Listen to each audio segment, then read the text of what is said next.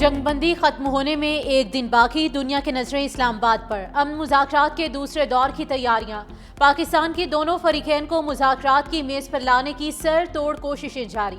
امریکی نائب صدر جیڈی وینس، ڈیوڈ وٹکوف اور جیرڈ کوشنر پاکستان آئیں گے۔ ایرانی وفد کو پاکستان آنے کے لیے گرین سگنل کا انتظار۔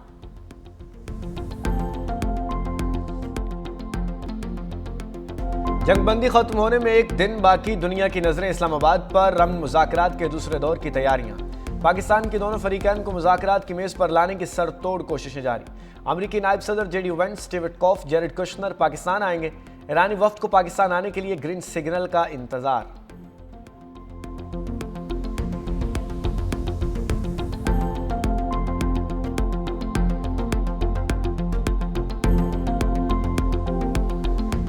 ایران کو ہر صورت مذاکرات کی میز پر آنا ہوگا۔ امریکی صدر کا ایران کو فیصلہ کن پیغام۔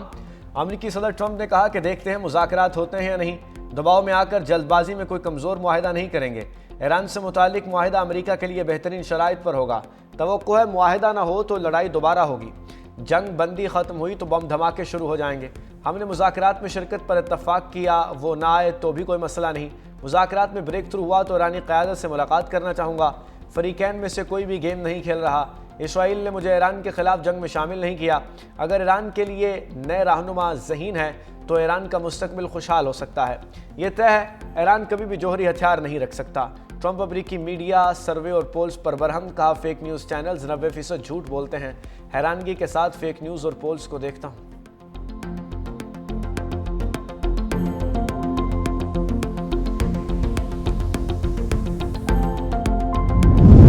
ایرانی صدر کا کسی صورت دباؤ میں نہ آنے کا اعلان۔ امریکہ ایران سے سرنڈر چاہتا ہے۔ ایرانی قوم طاقت کے آگے سر نہیں جھکاتی۔ ایرانی عوام جبر کے سامنے نہیں جھکے گی۔ ایرانی صدر مسعود پزشکیان کا دو ٹوک جواب۔ ایکس پر لکھا، امریکہ ایران کو ہتھیار ڈالنے پر مجبور کرنا چاہتا ہے۔ دونوں ممالک کے درمیان اعتماد کا بہت فقدان رہا ہے۔ وعدوں کا احترام معنی خیز مکالمے کی بنیاد ہے۔ حالیہ دنوں میں امریکی حکام کا غیر تعمیری اور متضاد رویہ تلخ پیغام رکھتا ہے۔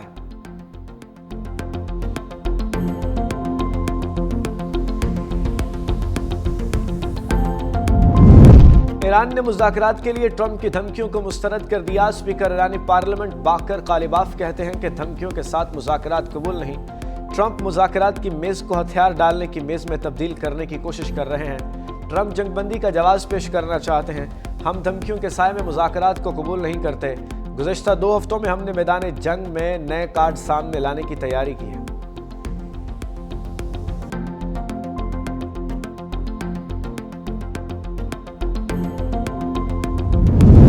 پاکستان میں ایران کے سفیر رضا امیری مقدم کا کہنا ہے، بڑی تہذیب کا حامل ملک دھمکی اور دباؤ کے تحت مذاکرات نہیں کرتا ہوتا۔ ایکس پر جاری کیے گئے بیان میں رضا امیری مقدم نے کہا، یہ ایک اہم اسلامی اور دینی اصول ہے۔ کاش امریکہ اس بات کو سمجھتا۔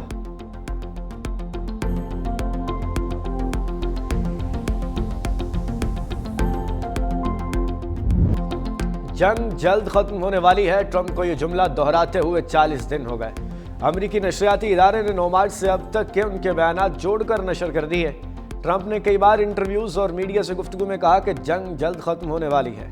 لگتا ہے معاہدہ جلد ہو جائے گا۔ ہم بہت قریب پہنچ چکے ہیں۔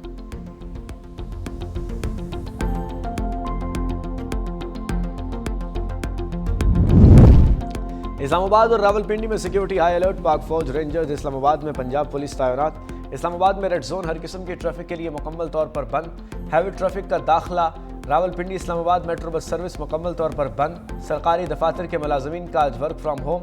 وفاقی آئینی عدالت میں آج عدالتی کام معطل رہے گا۔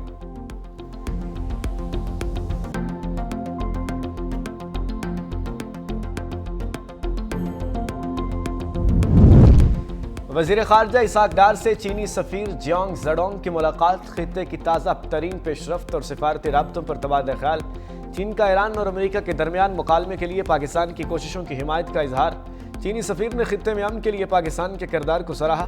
پاکستان اور چین کے مضبوط اور دیرینہ تعلقات مزید مستحکم بنانے پر اتفاق۔ نائب وزیر اعظم اسحاق ڈار کا مصری وزیر خارجہ بدر عبدالعاطی سے ٹیلی فونک رابطہ۔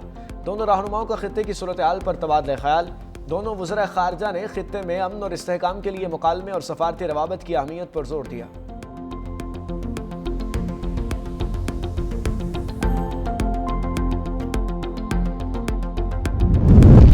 بحری جہاز پر قبضہ ایران نے امریکہ کے خلاف اقوام متحدہ سے رجوع کر لیا۔ ترجمان ایرانی وزیر خارجہ نے کہا امریکی اقدام عالمی قوانین اور جنگ بندی معاہدے کی خلاف ورزی ہیں۔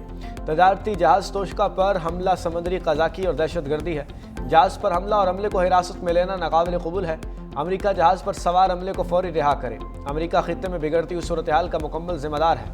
ایران اپنے قومی مفادات اور سلامتی کے لیے تمام صلاحیتیں استعمال کرے گا۔ ایرانی نائب صدر رضا عارف کا کہنا ہے کہ تیل کی آزاد مارکیٹ یا تو سب کے لیے ہوگی یا کسی کے لیے نہیں۔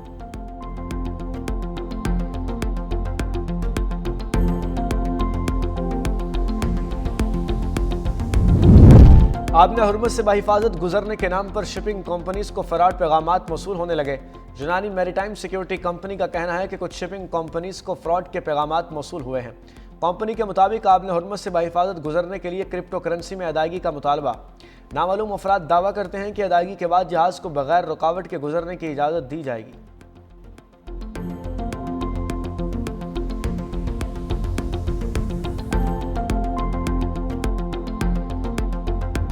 پاک بحریہ کا Taimoor air launched cruise missile کا کامیاب تجربہ، مقامی طور پر تیار کردہ اینٹی شپ ویپن سسٹم کا کامیاب لائیو فائرنگ کا مظاہرہ۔ تیمور میزائل نے ہدف کو انتہائی درستگی سے نشانہ بنایا۔ پاک بحریہ کی آپریشنل تیاری اور جنگی مہارت کا شاندار مظاہرہ۔ صدر وزیر اعظم اور سروسز چیفز کی سائنسدانوں اور انجینئرز کو مبارکباد۔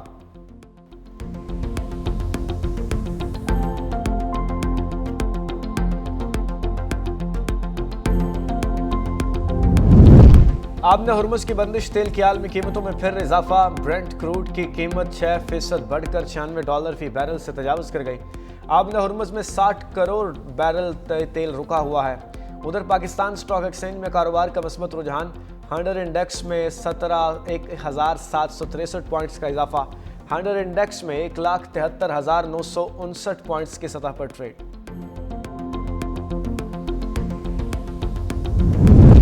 ایران جنگ اور مہنگائی، ٹرمپ کی مقبولیت کم ترین درجے تک گر گئی۔ صدر ٹرمپ کی مقبولیت اپنی دوسری مدت کے کم ترین درجے تک گر کر 37% پر آ گئی۔ 63% امریکی شہری ٹرمپ کی پالیسی سے نالاں ہیں۔ سروے کے مطابق 30 سال سے کم عمر 74% امریکی ایران پر امریکہ کے مزید حملوں کے مخالف ہیں۔ صرف 32% امریکی شہری صدر ٹرمپ کی مہنگائی سے نمٹنے کی پالیسی کو درست سمجھتے ہیں۔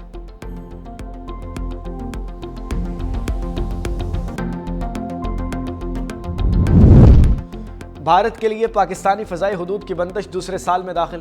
پاکستان ایئرپورٹس اتھارٹی نے فضائی حدود کی بندش کا نیا نوٹم جاری کر دیا۔ بھارتی رجسٹرڈ لیز کمرشل فوجی طیارے پاکستان میں مزید ایک ماہ داخل نہیں ہو سکتے۔ بھارت کے لیے پاکستانی فضائی حدود 24 مئی 2026 کو صبح 5 بجے تک بند رہے گی۔ پاکستان کی فضائی حدود کی بندش سے بھارتی ایئر لائنز کو اربوں روپے کا نقصان ہو چکا۔